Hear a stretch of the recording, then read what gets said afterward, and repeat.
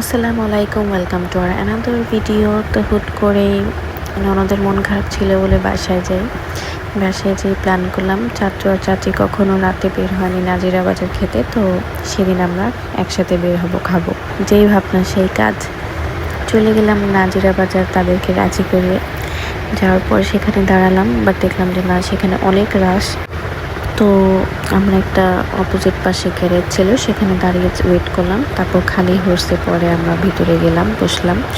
তো এই সুযোগে আপনাদের সাথে কাবাবের আইটেমগুলো তারা গরম কিভাবে সার্ভ করে বা কিভাবে মেক করে সবার সামনে, সেটাই ভিডিও করেছি আপনাদের সাথে শেয়ার করার জন্য। আমার কাছে দেখতে খুবই ভালো লাগে রাতের বেলা এগুলো, আর রাস্তা দিয়ে একটা কাবাবের স্মেল আসে।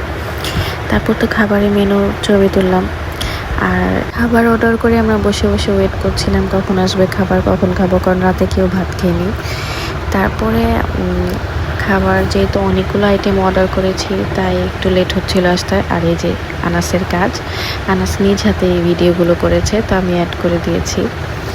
ও যে একা একা ভিডিও করতে চায় বা ব্লগ করতে চায়, এটা হচ্ছে তার প্রমাণ।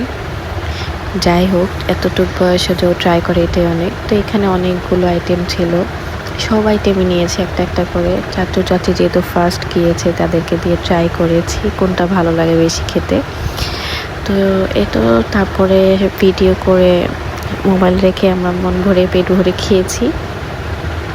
তবে যেসব আইটেম আমরা রেগুলার খাই সেগুলোই ভালো লেগেছে। আলাদা করে এক্সট্রা যেগুলো ট্রাই করতে নিয়েছি সেগুলো আসলে এত ভালো লাগেনি খেতে। যেমন মুরগির চাপ ছিল, এটা ভালো লাগেনি খেতে। আর মোরগ মাখনওয়ালাটাও ভালো ছিল না। তো এই ছিল আমাদের ভিডিও। কেমন লেগেছে অবশ্যই কমেন্ট করে জানাবেন। আল্লাহ হাফেজ।